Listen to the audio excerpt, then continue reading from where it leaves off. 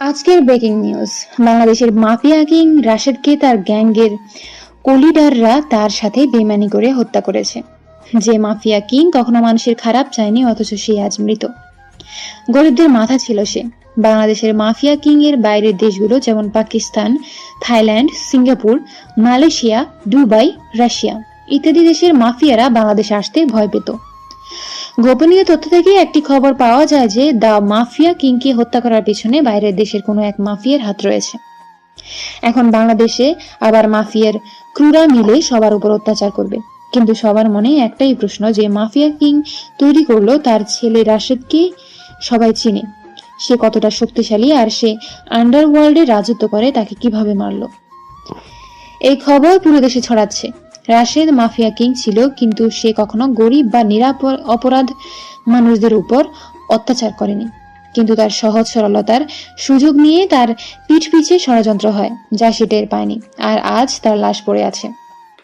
আজকে থেকে এই দেশ আমার, আমি রাজত্ব করব এই দেশে। কিন্তু রুদ্র যে আমাদের সাহায্য করেছে, তার কি হবে? আর আরো তার সাথে আরো বাইরের দেশের মাফিয়ারা তো আছেই। চিন্তা নেই, আমি সবার সাথে ডিল করে নিব। রুদ্রকে ঢাকা শহর দিয়ে দেব। সবাই আজ থেকে আমার আন্ডারে কাজ করবে। এমন সময় নিশি দৌড়ে আসলো। বস বস, মহা বিপদ হয়ে গেছে, আমরা তো এবার শেষ। কি হয়েছে?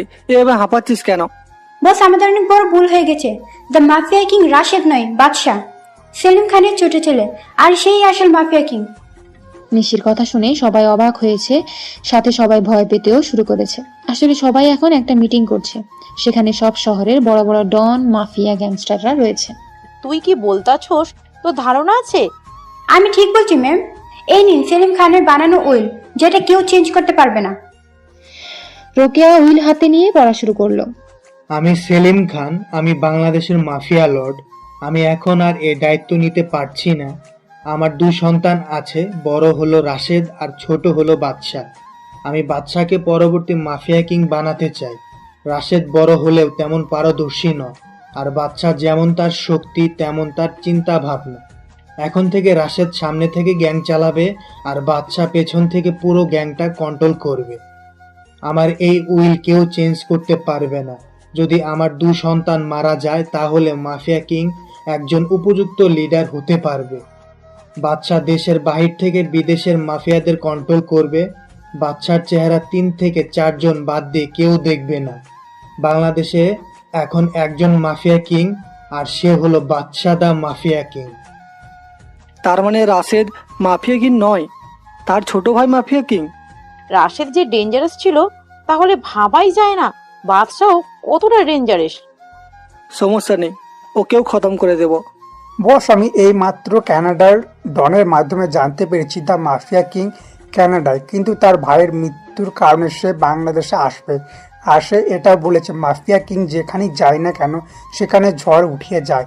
তার মতো হিংস্র আর কোনো মানুষ নেই। ও আইসি, পুরো দেশে খবর ছড়িয়ে দাও সত্যিটা। তোমার মাথা ঠিক আছে তো? সাধারণ জনগণ শুনলে তারা আর ভয় পাবে না। জনগণের কথা বাদ দাও, তুমি নিশ্চয়ই ভুলোনি যে বাদশাহ একজন মোস্ট ওয়ান্টেড ক্রিমিনাল।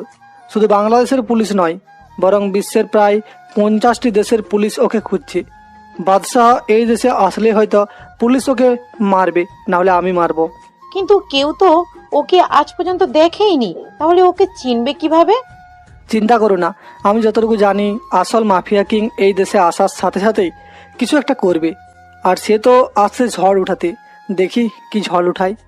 আমার কাছে পুরো টিম আছে। স্যার, আমাদের ইনফরমেশনের মতে কালকের মধ্যেই মাফিয়া কিং এখানে চলে আসবে, আর তাকে এদেশে মাত্র 3 জন লোক চেনে, কিন্তু তারা কারা তা আমরা জানি না, এমনকি আমাদের দলেরও হতে পারে। সমস্যা নেই, সবাইকে হাসতে হাসতে শেষ করে দেব। সারা দেশে খবর ছড়িয়ে গেছে বাদশাহী আসল মাফিয়া কিং, আর সে দ্রুতই বাংলাদেশে আসবে। সবাই আজ পর্যন্ত মাফিয়া কিং এর হিংস্র তার সম্পর্কে যতটুকু জেনেছে, তার ভাইয়ের মৃত্যুতে আরো হিংস্র হবে, এটাই স্বাভাবিক। এয়ারপোর্টে, রেলওয়ে, হাইওয়ে, সদরঘাট, যেখান থেকে বাদশাহ এই দেশে আসার সম্ভাবনা রয়েছে, সব জায়গায় সিআইডি পুলিশ পাহারা দিচ্ছে, সাথে মাফিয়ার লোকেরাও আছে। কারণ বাদশাহ এই দেশে আসলে এই দেশে রক্তের বন্যা বয়ে দিবে। কিন্তু হাস্যকর ব্যাপার হলো, বাদশাকে আজ পর্যন্ত কেউ দেখেনি 3-4 জন ছাড়া। কিন্তু তারা কারা কেউ জানে না। অন্যদিকে কানাডায় জিশান, আমার নকল পাসপোর্ট কি রেডি হয়েছে? জি বস। আমি তোকে কতবার বলেছি তুই আমাকে নাম ধরে ডাকবি, আমি তোকে নিজের বন্ধু ভাবি। ওকে বাদশা, কিন্তু তুই যে দেশে যাচ্ছিস তোর জন্য তো বিপদ রাস্তার মোড়ে মোড়ে দাঁড়িয়ে আছে। বাদশা কোনো বিপদকে ভয় পায় না, বাদশা নিজেই বিপদের জন্য বিপদ। আমি একা যাব না, তুইও যাবি আমার সাথে। মনে নেই আব্বু মারা যাওয়ার আগে বলে গিয়েছিল তোকে আমার সাথে সবসময় থাকতে? তার কথা কি আমি অমান্য করতে পারি? তুই রাশেদ ভাইয়ের আর আঙ্কেলই তো আমার পরিবারকে বাঁচিয়েছে। তোরা না থাকলে আজ আমি বেঁচে থাকতাম না। তোরা সবার জন্য কত কিছু করেছিলি, আর পরিমাণে কি পেলি? ধোকা। আমি বুঝলাম না মানুষ এত নিচে কিভাবে নামতে পারে। তুই চিন্তা করিস না, একবার দেশে যাই সবাইকে দেখে নিব। দেশবাসী এতদিন শুধু বাদশাদা মাফিয়া কিং এর আসল হিংস্রতা সম্পর্কে শুনেছে, কিন্তু এখন সবাই এবার হিংস্রতাও দেখবে। আমি আসছি, তোরা তৈরি থাক মাফিয়ার ক্রুরা। তোদের আজরাইল আসছি। যে ভাইকে আমি প্রাণের চেয়েও বেশি ভালোবাসতাম তার লাশ পর্যন্ত দেখতে পাইনি। আমি আসছি তোদের মৃত্যুর পরোয়ানা নিয়ে। এদিকে তো দেশের অবস্থা খারাপ। যখন থেকে শুনেছে রাশেদ মাফিয়া কিং না বরং বাদশাদা মাফিয়া কিং, তখন থেকেই দেশের সবাই আতঙ্কে আছে। কারণ বাদশা যে দেশে যায় সেই দেশে কমপক্ষে হলেও 500 এর মতো লাশ পড়বে। সেরা মিনিস্টার থেকে সাধারণ মানুষ যে কেউ হতে পারে। এদিকে দেশের সব এন্ট্রি পয়েন্টে পুলিশ থেকে সেনাবাহিনী পাঠা দিচ্ছে। সবাই জানে বাদশা যদি একবার সিদ্ধান্ত নেয় যে দেশে আসবে তাহলে তাকে কেউ আটকাতে পারবে না। Bangladesh Shahjalal international airport Canada থেকে ফ্লাইট ল্যান্ড হয়েছে। সিকিউরিটি অনেক কড়া, সবার ব্যাকগ্রাউন্ড চেক করে তারপর ছাড়া হচ্ছে সবাইকে। বাদশা আর জিসান ছদ্মবেশে দেশে আসলো। জিসানের একটি ভালো ব্যাকগ্রাউন্ড আছে কানাডায়। বাদশা ফ্যাক আইডেন্টিটি নিয়ে দেশে আসলো। সবার চেকিং এর পরে যখন বাদশাহের ব্যাকগ্রাউন্ড চেক করা হচ্ছে। আপনার নাম? বা জি, ভালো নাম রাকিব। আপনি এই দেশে কেন এসেছেন? আমার বড় ভাইয়ের কবর জিয়ারত করতে এসেছি। ঠিক আছে, যান এখন। বাদশা আর জিসান এয়ারপোর্ট থেকে বের হলো। বাদ রাকিব, এটা তো তোর মায়ের দেওয়া নাম ছিল। আম্মুকে অনেক মিস করি। এখন খেলা শুরু হবে। বাদশা তার ফোন নিয়ে একটা মেসেজ করলো, আর সাথে সাথে এয়ারপোর্টে 10টি পুলিশের গাড়ি ব্লাস্ট হলো। সবাই এদিক ওদিক দৌড়াচ্ছে। সবাই বুঝে গেছে বাদশা এদেশে এসে গেছে। সবাই এত চেষ্টার পরেও বাদশাকে এদেশে আসার থেকে আটকাতে পারলো না। বাদশাহের মুখে আবার পৈশাচিক হাসি ফুটে উঠল। বাদশার সামনে 2টি গাড়ি থামলো। গাড়ি থেকে 2জন লোক নামলো, যাদের দেখে বাদশার মুখে হাসি ফুটে উঠল। লোক দুটি বাদশা আর জিসানকে জড়িয়ে ধরলো। তারপর বাদশা আর জিসান 2টি গাড়িতে উঠলো। গাড়ি নিয়ে জোরে ছুটছে।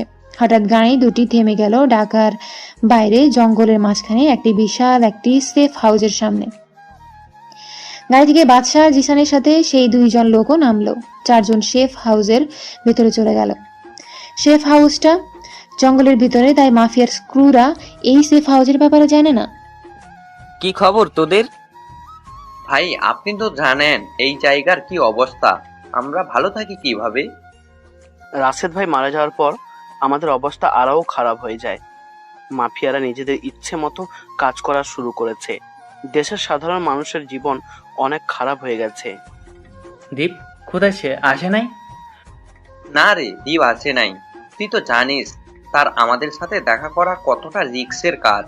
দীপ আমাদের সাথে ঠিক সময়ই দেখা করে নিবি। তোরা চিন্তা করিস না, আমি যখন এসে গেছি তখন আর কোনো চিন্তা করার প্রয়োজন নেই।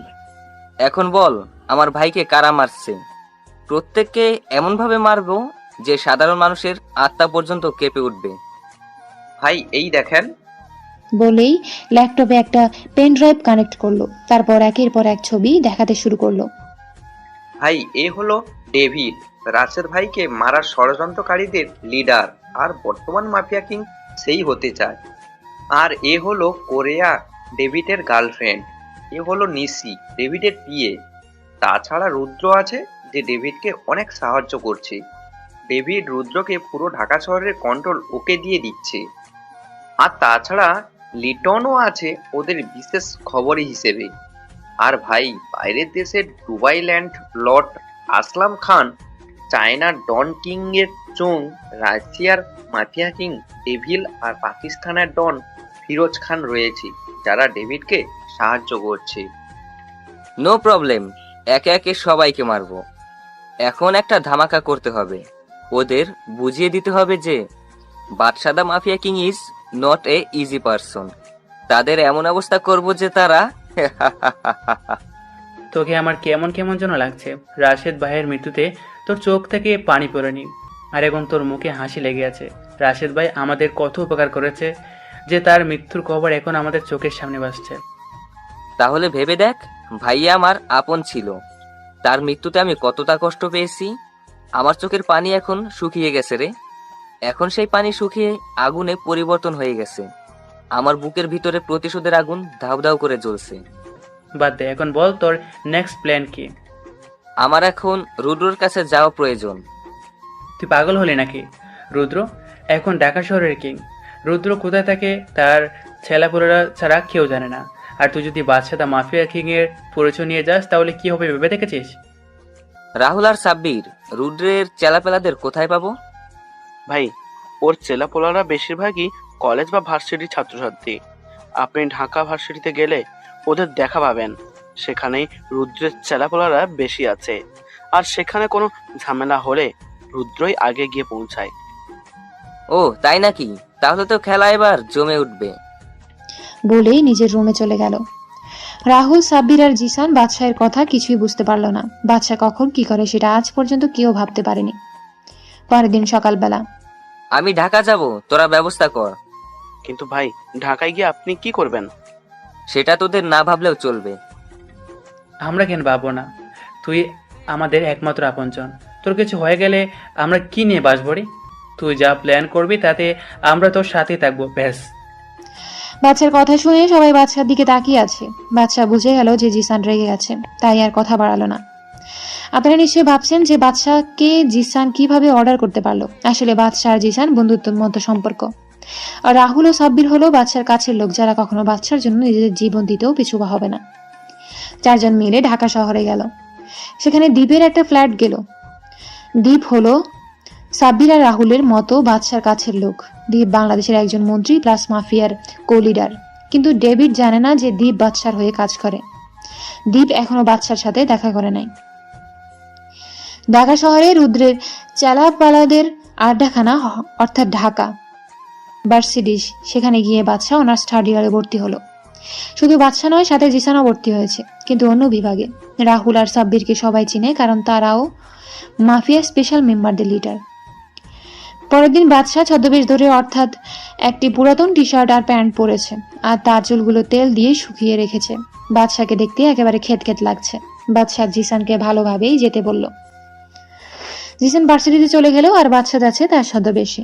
তাকে দেখতে মনে হচ্ছে ঋত্বিক রোশন হিরো আলমের গেট আপে যাচ্ছে। তবে যাই হোক, এখন গল্পে আসা যাক। বাদশা ভার্সিটিতে পৌঁছে গেল। সে ভিতরে গিয়ে দেখলো চারিদিকে গুন্ডা টাইপের ছেলে মেয়েরাতে ভরা। তবে যারা ভালো ছেলে মেয়ে তারা র্যাগিং এর শিকার হচ্ছে। বাদশা জানে যে তাকেও র্যাগিং এর শিকার হতে হবে, এবং তাই হলো। আর পেছন থেকে কেউ ডাক দিল, ওই খ্যাত, এইদিকে আয়। বাদশার পিছনে তাকিয়ে দেখলো একটা বখাটেদের গ্রুপ ডাকছে তাকে। আমি যা চেয়েছিলাম তাই হলো, এবার খেলা শুরু হবে। এই বয়রা, আমাদের কথা কি কানে ঢোকে না নাকি? জি ভাই, শুনেছি। তাহলে দাঁড়িয়েছিলি কেন? আমি ভেবেছিলাম যে আপনি কাকে ডাকছেন, কারণ ভার্সিটিতে আমার আজকেই প্রথম দিন। আমি তো কাউকে চিনি না এই ভার্সিটিতে। তুই ছাড়া কি আর কেউ খ্যাত আছে নাকি এই ভার্সিটিতে? আরে মাহিম, থাম এবার।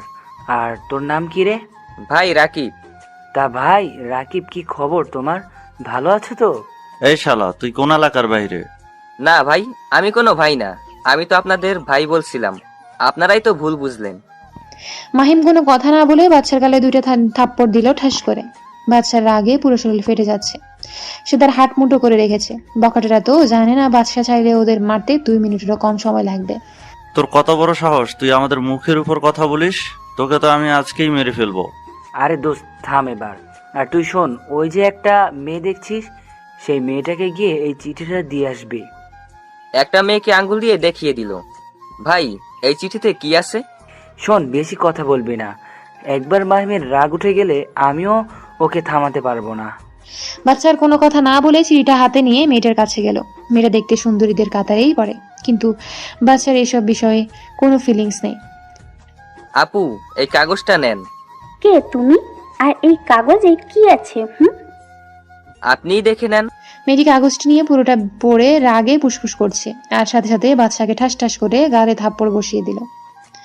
বাচ্চা এটা আশা করেনি যে এবার তাকেও থাপ্পড় খেতে হবে। বাচ্চা বুঝে গেল যে ওই চিঠিতে এমন কিছু আছে যার কারণে মেয়েটা রেগে গেছে।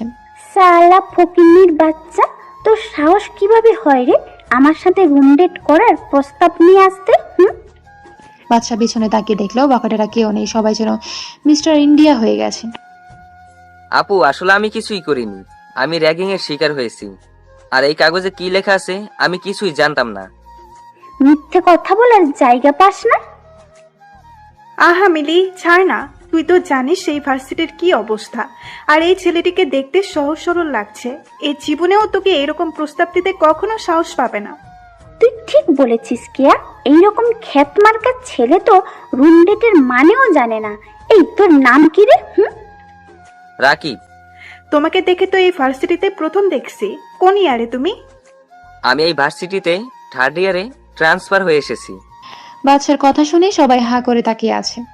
মিলি, এ তো আমাদেরই ক্লাসমেট। মিলির কানে ফিসফিসিয়ে বলল, তবুও বাচ্চা শুনে ফেললো। আচ্ছা, আমাকে কি 3rd ইয়ারের ক্লাসরুমটা দেখিয়ে দিবেন? তুমি সোজা গিয়ে ডানের ক্লাসরুমে ঢুকবে। জি, ধন্যবাদ বলার জন্য। বাচ্চা ক্লাসরুমে গিয়ে প্রবেশ করলো। ক্লাসে সবাই ওর দিকে হা হয়ে তাকিয়ে আছে, যেন ক্লাসরুমে কোনো ভূত ঢুকেছে। বাচ্চা একেবারে পিছনে বেঞ্চে গিয়ে বসলো। ক্লাসে স্যার আসার পরপরই সবাই রুমে গিয়ে ঢুকলো। কেয়া আর মিলিও আসলো। বাচ্চা অবাক হলো যখন সেই বখাটেদের গ্রুপও ক্লাসে গেল, আর বখাটেরা বাচ্চাকে দেখেও অবাকের শীর্ষে গিয়ে পড়লো। ক্লাসে স্যার আসলো, এসে বাচ্চাকে দেখেই প্রশ্ন করলো, এই ছেলে, তুমি কে? এই ক্লাসরুমে কি করো? আমাকে কিছু না বলতে দিয়েই মাহিম বলল, স্যার, আমার মনে হয় এই ক্লাসে ভুল করে ঢুকে পড়েছে। না স্যার, আমি এই ক্লাসেরই স্টুডেন্ট। আমার নাম রাকিব হাসান রাজ। আমি অন্য ভার্সিটি থেকে ট্রান্সফার হয়ে এসেছি। তাই এইভাবে খ্যাত হয়ে সেজে এসেছো কেন? স্যার, আসলে সবার মতো স্টাইলিশ জামা কাপড় পরে ফ্যাশন করার সময় আমার নেই। আমি এখানে পড়ালেখা করার জন্য এসেছি। তোমার কথা আমার ভালো লেগেছে, কিন্তু হয়তো ক্লাসের অনেকেই তোমার কথা ভালো লাগেনি, তাই সাবধানে থেকো। স্যারের কথা বাচ্চা খুব ভালো করেই বুঝতে পারলো, কারণ মাহিমের টিম আর অনেক মেয়েরাই তার কথা শুনে রাগে ফুসফুস করছে। ক্লাস শেষে বাচ্চা ক্লাসরুম থেকে বের হলো। ক্যাম্পাসের গেটের সামনে জিসানকেও দেখা যাচ্ছে। বাচ্চা যখন জিসানের কাছে যাবে তখন মাহিম অ্যান্ড গ্যাং বাচ্চার কাছে আসলো। কিরে, তোর দেখি জবাব বেশি চলে। তুই একাই ভার্সিটিতে পড়তে আসিস, আর আমরা কি ঘাস কাটতে আসি নাকি? সেটা তোমরাই জানো। কিরে, তুই আমাদের তুমি করে কেন বললি? আমরা একই ক্লাসে, তাহলে তো তুমি করেই বলবো। তোর দেখি মুখ বেশি চলতাছে। এখন আমাকে যেতে দাও। বলেই বাচ্চা হাঁটা শুরু করলো। মায়াং একটা হকি স্টিক দিয়ে বাচ্চার পিঠে একটা বাড়ি মারলো। হকি স্টিকটা ভেঙে গেল আর বাচ্চা কিছুটা সামনের দিকে ঝুঁকে পড়লো।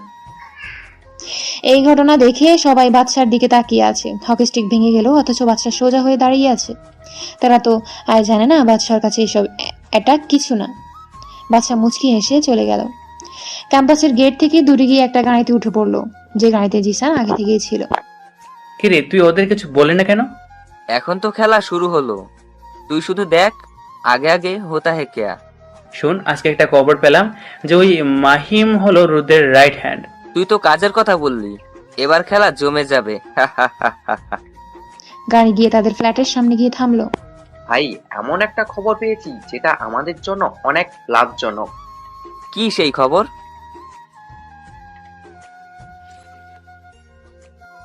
ভাই, খবরটা হলো আপনি যে ভার্সিটিতে অ্যাডমিশন নিয়েছেন সেই কলেজে মাহিম নামে একজন মাফিয়ার ক্রু আছে, যে রুদ্রের বিশেষ লোক। আর তাকে কোনো মতে রাগিয়ে তুলতে পারলে রুদ্র তার গর্ত থেকে বের হবেই। তার মানে বল মাছ ধরতে হলে আগে তার জন্য ট্রোপ বানাতে হবে। রুদ্র নামের বল মাছকে ধরতে পারলেই ডেভিড নামের হাঙরকে ধরতে পারবো। ভাই, শুধু ডেভিডকে ধরলেই হবে না, দেশের বাইরের থেকে যারা ডেভিডকে সাহায্য করছে তাদেরকেও ধরতে হবে। সাপির একেবারে ঠিক কথা বলছে। ওদেরকে এমন ভাবে মারবো যে আর কোনো মাফিয়া বা ডন এই বাদশাদা মাফিয়া কিং এর সাথে পাঙ্গা নিতে আসবে না। তাহলে এখন কি প্ল্যান আছে? সাব্বির আর রাহুল, ভালো করে শুন। দীপ এখনো জানে না আমরা কোন ভার্সিটিতে অ্যাডমিশন নিয়েছি। আর ভার্সিটিতে পরশুদিন একটা বড় অনুষ্ঠান হবে, সেই দিনই রুদ্রকে ধরতে হবে। দীপ অনুষ্ঠানের স্পেশাল গেস্ট হিসেবে আসবে। কিন্তু রুদ্র কেন ভার্সিটিতে আসবে? কেন আসবে? বাচ্চা একটা বসেচিক হাসি দিয়ে ফ্ল্যাট থেকে বেরিয়ে গেল। সাব্বির, রাহুল আর জিসান একই অবস্থায় বসে আছে। তারা জানে বাচ্চার এই হাসির কারণ অবশ্য কোনো ভয়ঙ্কর কিছুর লক্ষণ। কারো তো কপালে আজকে মৃত্যু লেখা আছে, কিন্তু সেটা কি? রাত 8টার দিকে বাচ্চা আবার ফ্ল্যাটে আসলো। বাচ্চা ভিতরে ঢুকে দেখে তার জন্য সবাই বসে আছে। কিরে, তোরা এখানে বসে আছিস? তুই জানোস আমরা কেন এখানে বসে আছি? তুই যে হুট করে বেরিয়ে গেলি কাউকে কিছু না বলে, আমাদের কি টেনশন হয় না? কুল ডাউন গাইস, কালকে সকালেই বুঝতে পারবি আমার মাস্টার প্ল্যান। বাদশাদা মাফিয়া কিং এর মাস্টার প্ল্যান বোঝার মতো ক্ষমতা তোদের এখনো হয়নি। কেউ আর কোনো কথা বললো না। সবাই জানে বাচ্চা এখন কিছুই বলবে না। সকালবেলা জিসান, সাব্বির কোথায়? তোরা তাড়াতাড়ি এসে দেখ কি হয়েছে। কি রে, সকালবেলা গরুর মতো চিল্লাচিল্লি করস কেন? রাহুল, কি হয়েছে? টিভিতে দেখ কি হয়েছে। আজকের ব্রেকিং নিউজ, ঢাকা আন্ডারওয়ার্ল্ডের কিংকুদের ডান হাত মাহিম খুন হয়েছে। তার ডান হাত কেটে বাম হাতে রাখা হয়েছে, চোখ দুটো উপড়ে ফেলা হয়েছে। তার এমন নির্মম হত্যা কে করতে পারে? এখন সেটাই হয়তো আপনাদের প্রশ্ন। আপনাদের প্রশ্ন মাহিমের খুনই দিয়ে দিয়েছে। মাহিমের গায়ে চাকু দিয়ে লেখা হয়েছে যে nobody can find me. Rudra, I challenge your if you have guys then come in the varsity and find me. I am always ready. কে এভাবে লিখতে পারে? এখন সেটাই হলো প্রশ্ন। সবাই এই নিউজ দেখে বাচ্চার দিকে তাকালো। জিসানরা নিউজ দেখতে দেখতে বাচ্চাও ঘুম থেকে উঠে গেছে। বাচ্চা, তুই খুন করেছিস? ভাই ছাড়া এইরকম হিংস্রভাবে কে খুন করবি? ভাই, আমাদের একবার বলতে পারতেন, আমরা ওর খেল খতম করে দিতাম। আপনি এত কষ্ট কেন করলেন? তোদের এতজনের প্রশ্নের উত্তর দিতে পারবো না, কিন্তু একটাই কথা বলবো যে বাদশাস ডেড গেম ইজ অন। অন্যদিকে আমার মনে হয় মাহিমের খুন বাদশাই করেছে। ভাই, আমি পুরোপুরি শিওর যে খুনটা বাদশাই করেছে, আর এবার আমাকেও করবে। আহা রুদ্র, এত ভয় পাচ্ছ কেন? আমরা তো আছি নাকি? আর আমার মনে হয় না বাদশাহ এই ভুল করবে, কারণ যে মাহিমকে মেরেছে সে রুদ্রকে ওপেন চ্যালেঞ্জ করেছে যে ভার্সিটিতেই রুদ্র ওই খুনিকেই খুঁজে পাবে। আর রুদ্রের হাতে যদি ওই খুনি পড়ে তাহলে কি আর সে বেঁচে ফিরতে পারবে? ম্যাম, আপনি মনে হয় ভুলে যাচ্ছেন যে বাদশাকে আজ পর্যন্ত কেউ দেখেনি। তাহলে কিভাবে বুঝবেন যে বাদশাহ মাহিমের খুনি নাকি? কেউ দেখেনি বললে ভুল হবে। আমাদের সবারই জানা মতে মাত্র 3জন বাংলাদেশি মাফিয়া কলিডারাই ওকে দেখেছে। আর কানাডা ডনের কথা মতে বাদশার সাথে আরও একজন সঙ্গী আছে যে বাদশার ছায়ার সাথে মিশে যায়, তার নাম জিসান। আগামীকাল তো ভার্সিটির একটা অনুষ্ঠান হবে, সেখানে দীপ বিশেষ অতিথি হিসাবে থাকবে। দীপের যদি কোনো ক্ষতি করে দেয় সে, ওকেও তো আমাদের বাঁচাতে হবে। যতক্ষণ পর্যন্ত না জানতে পারছি যে কারা বাদশাকে সাহায্য করেছে, আমরা কারো উপর বিশ্বাস করতে পারছি না। তাহলে কি আমি কালকে যাব? তুই যাবি, আমার প্ল্যান মতো চললে তোর কোনো ক্ষতি হবে না। ওকে বস। এইদিকে জিশান, চল ভার্সিটিতে যাই। আজকে যাবি নাকি? কেন, না যাওয়ার কি আছে? না, এমনি চল। জিসান ভার্সিটিতে চলে গেল আর বাদশাহ আবার গেল ঋত্বিক স্টাইলের হিরো আলম ভার্সনে। আজকে ভার্সিটিতে সবাই অনেক আনন্দ, কারণ আজকে তাদের র্যাগিং করার মানুষ নেই। আবার যারা র্যাগিং এর সাথে যুক্ত ছিল তারা আজকে ভয়ের মধ্যে রয়েছে। বাদশাহ গিয়ে ক্যাম্পাসের ক্যান্টিনে গেল, কারণ ক্লাস শুরু হতে এখনো অনেক দেরি। আর আজকে ক্লাস শুরু হবে নাকি তারও শিওর নেই। এমন সময় ভার্সিটির ক্যান্টিনের ওয়েটার সজীব আসলো। কিছু লাগবে নাকি মামা? বাদশাহ সজীবকে মাথা থেকে পা পর্যন্ত চেক করলো। বয়স বেশি না, 15 থেকে 17 হবে। না, কিছু লাগবে না, কিন্তু তোমার বয়স তো বেশি না, তাহলে এখানে কেন? কি বলবো মামা, পরিবারের অনেক চাপ। আমাকে রাকিব ভাই বলতে পারো। আমি সজীব। এখন আপনাকে এত কিছু বলতে গেলে যে অনেক সময় লাগবে, আর আমার ডিউটির সময় কথা বলা বারণ। এখন তো ক্যান্টিনে তেমন লোক নেই, আর আরো তো সিনিয়র ওয়েটাররা আছে। তোমার এই ক্যান্টিনের যত ক্ষতি হবে তা আমি দেব। এখন বসো এখানে। না ভাই, টাকা লাগবে না। এই পর্যন্ত আমাকে কেউ এভাবে বলেনি, সবাই আমাকে ছোট লোক বলেছে, কিন্তু আপনি প্রথম যে আমার সাথে ভালো ব্যবহার করলো। গতকাল যে মরল না মাহিম, একেবারে খারাপ লোক। তার মৃত্যুতে কে কি করবে আমি জানি না, কিন্তু আমি মসজিদে 10 টাকা দিব। আচ্ছা দিও। এখন বলো তো, তোমার পরিবারে কে কে আছে? অসুস্থ মা, এক বেকার বড় ভাই আর আমি। তোমার বাবা কোথায়? আমার আব্বু অনেক বছর আগেই মারা গেছে। তোমার বড় ভাইয়ের বয়স কতটুকু, আর সে কোনো কাজ করে না কেন?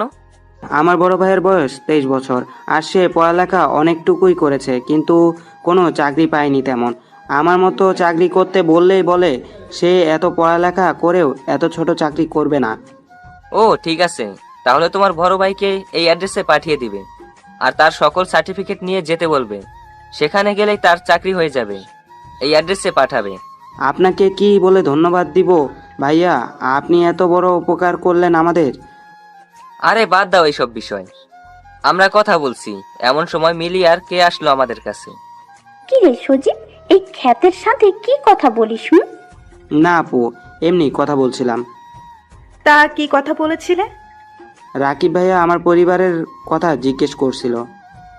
ও জানো মিলি আপু আর কি আপু, রাকিব ভাই আমার বড় ভাইয়ের চাকরির ব্যবস্থা করে দিয়েছে। বাচ্চা সজীবী চোখের ইশারায় চলে যেতে বলল। কি রে খ্যাত, তোর তো নিজেরই ঠিক নেই, তুই আবার সজীবের চাকরির ব্যবস্থা কিভাবে করলি রে? তা আপনার না জানলেও হবে। তোর মুখ বেশি চলতেছে কিন্তু। আরে ছাড় না দোস্ত। তা রাকিব, তুমি কিভাবে সজীবের চাকরির ব্যবস্থা করলে? না মানে, আমার এক আত্মীয় আছে যার একটা ছোট দোকানে লোক লাগবে, তাই সজীবের ভাইকে সেই ব্যাপারেই বলা হয়েছে। আর তেমন কিছু না, আমি এখন গেলাম। এই বলে যখন উঠতে যাব, কে আমার হাত ধরে আবারও চেয়ারে বসিয়ে দিল। আরে কোথায় যাও আমাদের কথা না শুনে? আপনাদের মতো বড় লোকের সাথে আমার মতো গরিবের কি কথা? তুই কি জানিস যে মাহিম খুন হয়েছে? গতকাল যার সাথে তোর মারামারি হলো, আর যাকে গতকাল তুই হিংস্রভাবে খুন করেছিস। বাদশাহ এই কথা শুনে চেয়ার থেকে দাঁড়িয়ে গেল, কারণ গতকালকে বাদশাহ যে মাহিমকে মেরেছে তা তো এদের জানার কথা না। কি আবল তাবল বলছেন? আমি আবার খুন? হাসালেন। মিলি গতকাল তোমাকে দেখেছে যে তুমি মাহিনকে যখন খুন করে রাস্তায় ফেলে এসেছিলে। অসম্ভব, গতকাল তো আমি হুডি পরেছিলাম। তাহলে এই মেয়ে আমার চেহারা কিভাবে দেখলো? আপনি কি সত্যি আমার চেহারা দেখেছেন? ভালো করে ভেবে দেখেন। আসলে গতকাল সেই খুনি হুডি পরা ছিল, তাই চেহারা দেখতে পারিনি, কিন্তু তার চোখ, বডি ল্যাঙ্গুয়েজ একেবারে তোর মতোই দেখতে। তাহলে থাকেন, আমি গেলাম। আরে এত তাড়াতাড়ির কি আছে? আজকে তো ক্লাস হবে না, তাই বসো। আচ্ছা, তোমার কোনো ফ্রেন্ড নেই ভার্সিটিতে? আমার মতো খ্যাতের আবার ফ্রেন্ডস? কেন, উই বি ফ্রেন্ড? মানে আমার মতো খ্যাতের সাথে হুট করে বন্ধুত্ব কেন করবেন? দেখো, সেই দিনের ব্যাপারের জন্য সরি। আমি জানি সব করেছে মাহিমি। আজকে তোমার সাথে বন্ধুত্ব করতে এসেছি। হুট করে তুই থেকে তুমি, এখানে নিশ্চয়ই কোনো গন্ডগোল রয়েছে। আরে কোনো গন্ডগোল নেই, তোমাকে ভালো মনে হলো তাই ফ্রেন্ডশিপ করতে এসেছি। কেন, আমরা মেয়ে বলে ফ্রেন্ড হবে না? না তেমন না। তাহলে আর কোনো কথা না, আজকে থেকে আমরা ফ্রেন্ড। বাদশার দিকে হাত বাড়ালো। বাদশাহ কিছু একটা ভেবে হাত মিলিয়ে নিল। সেই সময় জিসান আসলো। রাকিব, কি করস এই জায়গায়? বাদশাহ জিসানকে চোখের ইশারায় বলে দিল চুপ করে থাকতে, কারণ জিসান আর বাদশাহ যে একে অপরকে চিনে এটা কেউ না জানতে পারে। জিসান, তুমি কি রাকিবকে চিনো নাকি? না, আসলে কালকের জামালার পর রাকিবের সাথে রাস্তা দেখা হয়, সেখানে পরিচয়। ও তাই বলো? তা তোমরা এখানে কি করছো? রাকিবের সাথে ফ্রেন্ডশিপ করতে এসেছিলাম। বাদশার দিকে জিসান আর চোখে তাকালো, কারণ বাদশাহ কোনোদিনও মেয়েদের সাথে মেশেনি। তাহলে তোমরা থাকো, আজকে আমি আসি, কালকে অনুষ্ঠানে আবার দেখা হবে। এই বলেই বাদশাহ চলে গেল। পরের দিন সকালে, আজকে যে করেই হোক না কেন রুদ্রকে মারতেই হবে। কিন্তু এত মানুষের সামনে কিভাবে মারবি? আবার ওর সাথে বডিগার্ডও থাকবে। আমি খবর নিয়েছি, আজকের অনুষ্ঠানে ডেভিডের পুরো নজর থাকবে। তোর কাছে কি কোনো প্ল্যান আছে বাদশা? বাদশা কোনোদিন প্ল্যান ছাড়া যুদ্ধে নামে না। ভার্সিটিতে আজকে অনুষ্ঠান হবে, সবাই কাজে লেগে পড়েছে। বাদশাহ জিসানের সাথে আজকে রাহুল আর সাব্বিরও এসেছে।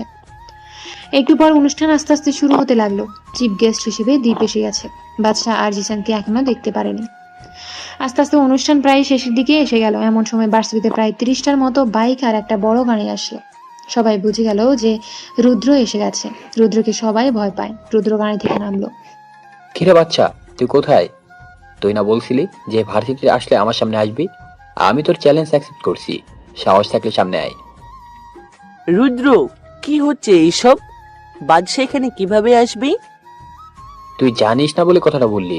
বাচ্চা আমাকে চ্যালেঞ্জ করছিল যে এই ভার্সিটিতে ওকে পাবো। দীপ পুরো ভার্সিটিটা একবার পুরো দেখে নিল। দীপ দেখলো দূরে সাব্বির আর রাহুল দাঁড়িয়ে আছে। দীপ বুঝে গেল রুদ্রের আজকে শেষ দিন।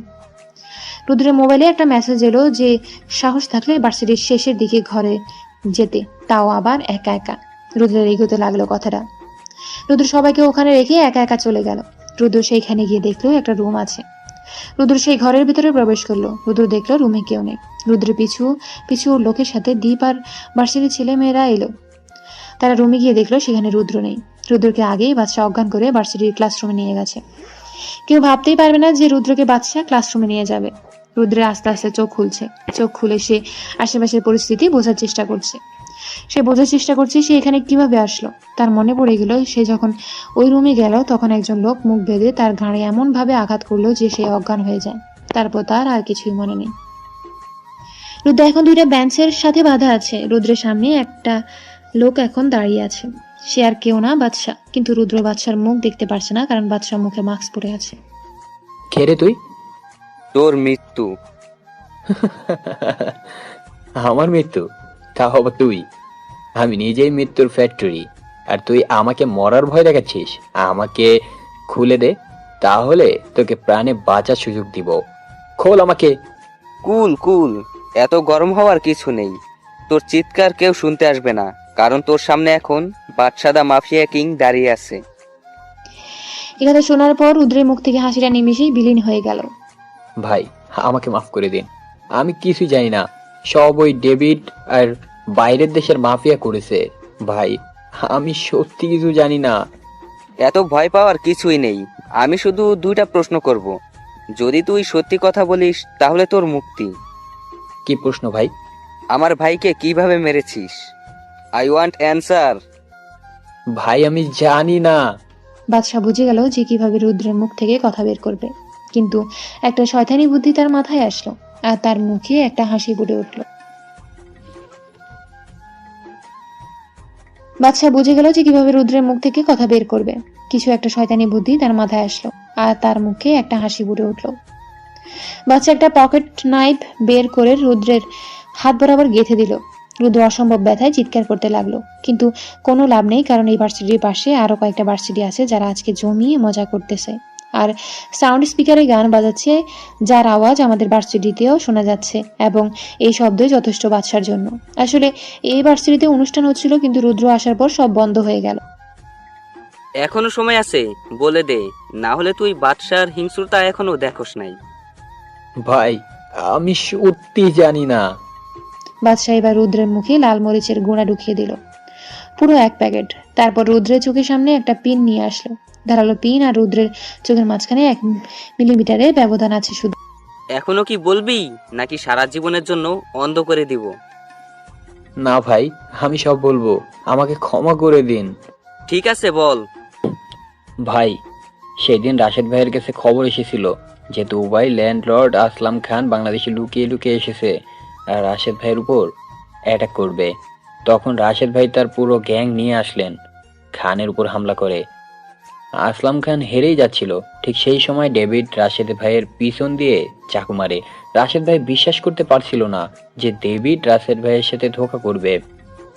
রাশেদ ভাই আমাকে চোখের ইশারায় ডেভিডকে মারতে বলে, কিন্তু ডেভিড আমাকে ঢাকা শহর দেওয়ার লোভ দেখিয়েছিল, তাই আমি রাশেদ ভাইকে সাহায্য করিনি। সেই সময় চীনের ডন কিং চং আসলো, সাথে রাশিয়ার মাফিয়া কিং ডেভিল আর পাকিস্তানের ডন ফিরোজ খান আসলো। ডেভিড তাদেরকে লুকিয়ে বাংলাদেশে আসতে সাহায্য করে। আমার সামনে সবাই রাশেদ ভাইকে খুব হিংস্রভাবে হত্যা করে।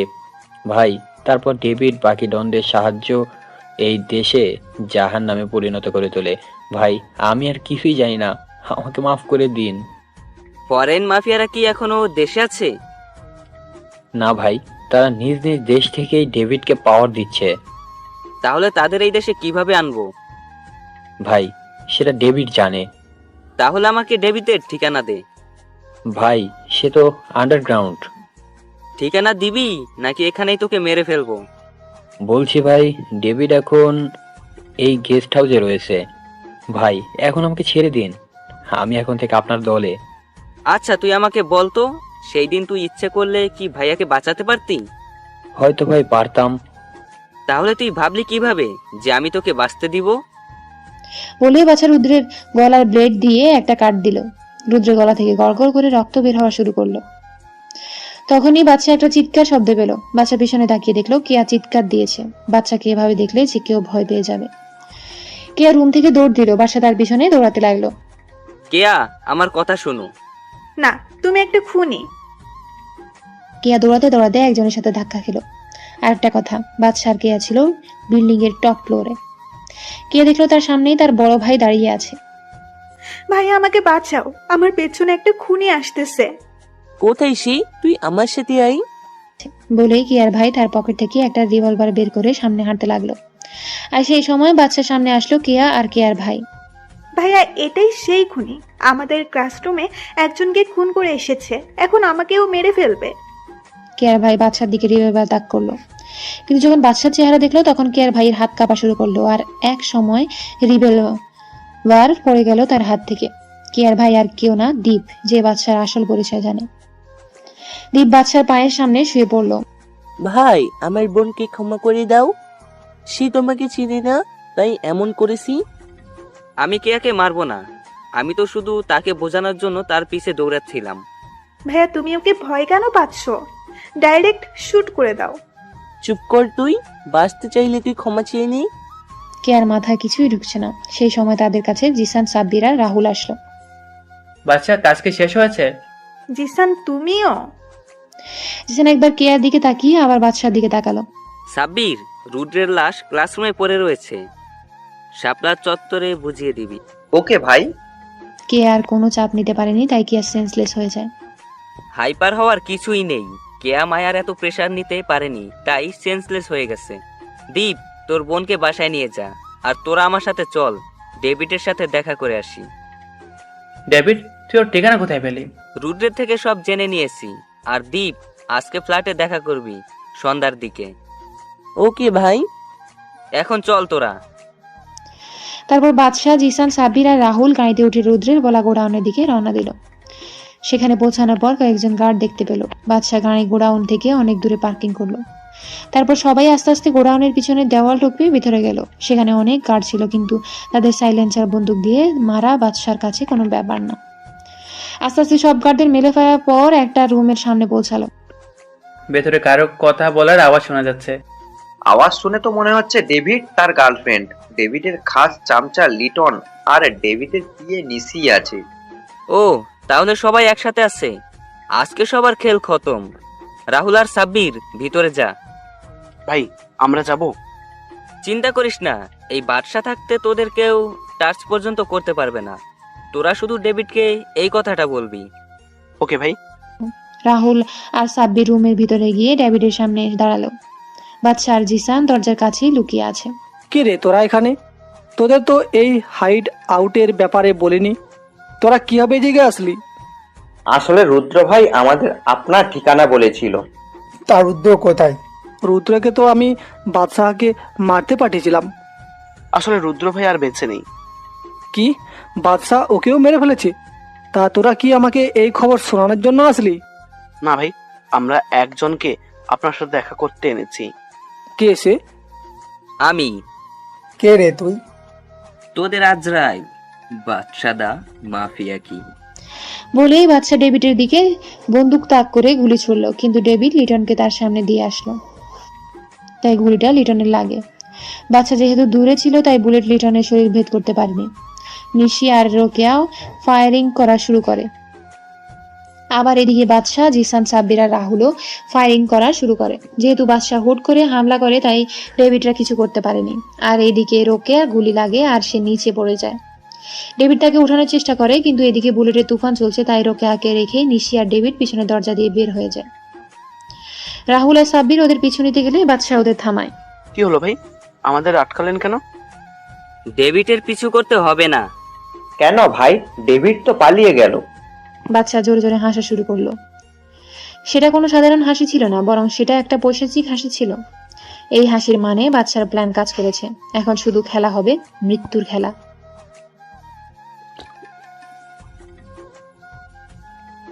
বাদশা জোরে জোরে হাসা শুরু করলো।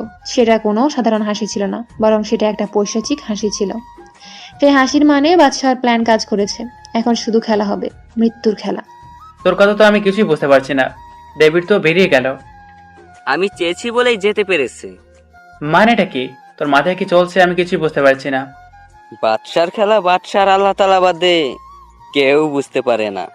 ভাই তুই আমাদের বুঝিয়ে একটু বল। পরে বলবো, এখন রোকেয়াকে আমাদের সাথে নিয়ে আয়। সন্ধ্যায় দ্বীপের সাথে অনেক কথা আছে। আজকেই সব প্ল্যান তোদের সাথে শেয়ার করব। সবই তো বুঝলাম, কিন্তু এই ডাইনিকে আমাদের সাথে নিয়ে যাবো কেন? মাঝে মাঝে ডাইনিরাও অনেক কাজের। মানে? এখনই সব মানে বুঝলে কি হবে? সন্ধ্যায় সব খুলে বলবো। আর এই রোকেয়াকে আমাদের সাথে নিয়ে আয়, এর চিকিৎসা করতে হবে। রোকেয়া গুলি খেয়ে সেন্সলেস হয়ে গেছে। তারপর সবাই তাদের ফ্ল্যাটে পৌঁছে গেল। সন্ধ্যার দিকে দ্বীপ ফ্ল্যাটের কাছে আসলো। আমাকে একবারও বলো না ভাই যে তোমার এই সে ভার্সিটিতে ভর্তি হইছো, তাহলে আমি সাহায্য করতে পারতাম। তোকে বললে তুইও ওদের মতো আমাকে আটকাতি, যে এটা করা রিস্ক, ওটা করা রিস্ক। ও তাহলে এই ব্যাপার। তার রোকেয়ার কি অবস্থা করেছো? তাকে ডাক্তার দেখে গিয়েছে, গুলি বের করা হয়েছে, এখন ঘুমের ওষুধ দেওয়া হয়েছে। বিছানার সাথে হাত পা বাঁধা আছে, কিন্তু আমরা কেন ওকে বাঁচিয়ে রেখেছি তাই তো বুঝতে পারছি না। আর কেনই বা ডেভিডকে এভাবে পালিয়ে যেতে দিয়েছি। সব বলবো আজকে। আগে দীপ বল, কেয়া কি এখন ঠিক আছে? এখন ঠিক আছি, আমি ওকে সব বলে দিয়েছি। আপনার ব্যাপারই, আমার ব্যাপারই। Are you out of mind Deep? তুই কি জানোস তুই কি করলি?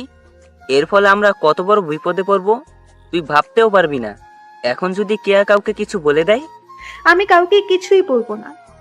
তুই এখানেই? তোমার পিছু নিয়ে এখানে এসেছি। কিন্তু কেন? তুই জানিস না বাদশা ভাই এসব পছন্দ করে না? এ তোমাদের কাছে বাদশা হতে পারে, কিন্তু আমার কাছে আমার বন্ধু রাকিব। কেয়া, তুমি এখানে কেন এসেছো? চলে যাও এখান থেকে। আমি তো যাওয়ার জন্য এখানে আসিনি, আমি এসেছি তোমাকে সাহায্য করতে। মানেটা কি কেয়া? মানেটা হলো আমি বাদশাকে সাহায্য করতে চাই। তুই কিভাবে সাহায্য করবি? আমি জানি না, কিন্তু আমি সাহায্য করতে চাই। বাচ্চা তুই কি চাস কে এখানে থাকবে কিনা? কে আমাদের সাহায্য করতে পারবে? ভাই কিন্তু কিভাবে?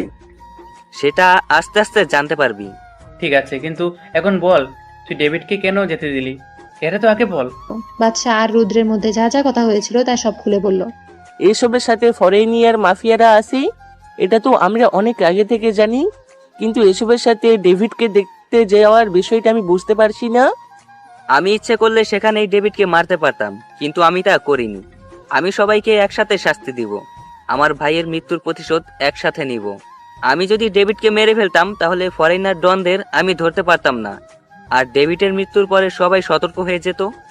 এখন যেহেতু ডেভিড কোনো মতে বেঁচে গেছে, সে অবশ্যই আমাদের উপর অ্যাটাক করবে, আর তার জন্য ফরেনার ডনদের সাহায্য অবশ্যই লাগবে। এখন শুধু তাদের এই দেশে আসার অপেক্ষা। সবই তো বুঝলাম, কিন্তু রোকেয়ার কি করবি? বাচ্চা কিছু বলবে তার আগে রোকেয়ার আওয়াজ শুনতে পেল সবাই। মনে হয় রোকেয়ার জ্ঞান ফিরেছে। তাহলে এবার কি করব আমরা? এবার রোকেয়ার থেকে ডেভিড আর ফরেনার ডনদের ব্যাপারে জানতে হবে। কিন্তু সে কি বলবে? এমনি বলবে না, তার ডিগ্রি দিতে হবে। না জিশান, আমার একটা নীতি আছে। আমি কোনো মেয়ের উপর হাত তুলি না, মারতে হলে এক গুলিতেই মেরে ফেলি। কেয়া, তুমি যদি আমাকে সাহায্য করতে চাও তাহলে তুমি রোকেয়ার থেকে সব ইনফরমেশন কালেক্ট করবে, আর এর জন্য তোমার যা করা উচিত তাই করবে। ভাই কেয়া কি পারবে? হোয়াই নট ব্রো, আমি অবশ্যই পারবো। এবার শুধু তোমরা দেখো এই কেয়ার খেলা। তারপর কেয়া রোকেয়ার রুমে গেল। বাদশা আর সবাই রুমের বাইরে সবাই বসে আছে। হঠাৎ রোকেয়ার রুম থেকে রোকেয়া চিৎকার শোনা গেল। কেয়া ওর খেলা শুরু করে দিয়েছে। কিন্তু আমি একটা জিনিস বুঝলাম না, যে কেয়া তোকে কোন করতে দেখে যেভাবে ভয় পেয়েছিল, আর ওর চোখে তোর জন্য ঘৃণা দেখছিলাম, আর সে কি তোকে সাহায্য করেছে? আমারও একই প্রশ্ন। আসলে ভাই, কেয়া যদি জানতো যে তুমি বাদশাহ দ্য মাফিয়া কিং, তাহলে সে কখনোই তোমাকে দেখে ভয় পেত না। কেন? কেয়া কি আমাকে চিনে নাকি? জি ভাই। মানে?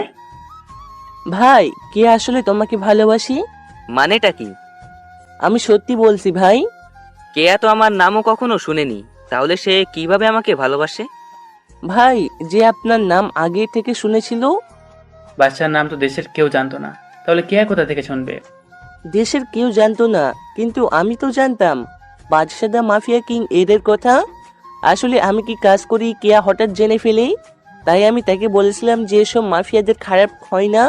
কিছু কিছু মাফিয়া আছে যারা ভালো কাজ করে, দেশের মানুষের সাহায্য করে, দেশকে রক্ষা করে, ঠিক বাদশাহ ভাইয়ের মতো। তখন থেকে বাদশাহ ভাই যখনই দেশের জন্য বা সাধারণ মানুষের জন্য কি করতো, তখন আমি কেয়াকে তা বলতাম। তখন থেকে কেয়া বাদশাহ ভাইকে ভালোবাসা শুরু করেছি। কেয়া আমাকে বাদশাহ ভাই ছবি দেখাতে বলেছিল, কিন্তু আমি তাকে বাদশাহ ভাইয়ের ছবি দেখাই নাই, কারণ বাদশাহ ভাইয়ের হুকুম ছিল। ভাই, আমি সত্যি বলছি, কেয়া তোমাকে অনেক ভালোবাসি। তা হয় না দীপ। কেন নয়? বাদশা পেছনে তাকিয়ে দেখি কেয়া বাদশার পেছনে দাঁড়িয়ে আছে। সে বাদশার সামনে এসে আবার একই প্রশ্ন করলো। কারণ আমি চাই না আমার লাইফের সাথে কেউ যুক্ত হোক, আর আমার জীবনের কোনো গ্যারান্টি নেই। আমি আমার বাবা আর বড় ভাইকে হারিয়েছি, আমি আর চাই না কেউ আমাকে ছেড়ে চলে যাক। কিন্তু আমি তোমার জীবনের সাথে জড়াতে চাই। আমি তোমার জীবনের সাথে নিজের জীবন মিশিয়ে এক জীবন করতে চাই। কেয়া, এসব কথা পরে হবি, এখন বলো, রুকিয়ার থেকে কিছু জানতে পেরেছিস? হ্যাঁ ভাইয়া, আমি জানতে পেরেছি যে ডেভিড এখন তার সুন্দরবনের ফরেস্ট গেস্ট হাউসে লুকিয়েছে। আমি আরও জানতে পেরেছি যে আজকে রাতে ফরেনার ডন আসবে সেই গেস্ট হাউসে। এই কথা শোনার পর বাদশা পৈশাচিকভাবে হাসি শুরু করে। এই হাসির মানে কিছু একটা হতে চলেছে। এখানে সবাই জানে এই হাসির মানে মৃত্যুর খেলা হবে আজকে। রোকেয়াকে শেষ করে দে, আর সবাই রেডি হয়ে নে।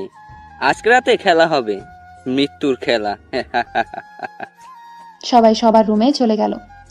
বিফ জিসানের সাথে গেল কিছু প্ল্যানিং করতে। আমার কথা কি একটু ভাবা যায় না?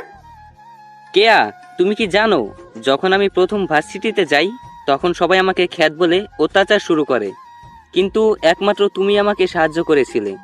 আমি তোমার ভিতরে একটা পিওর মন দেখেছিলাম।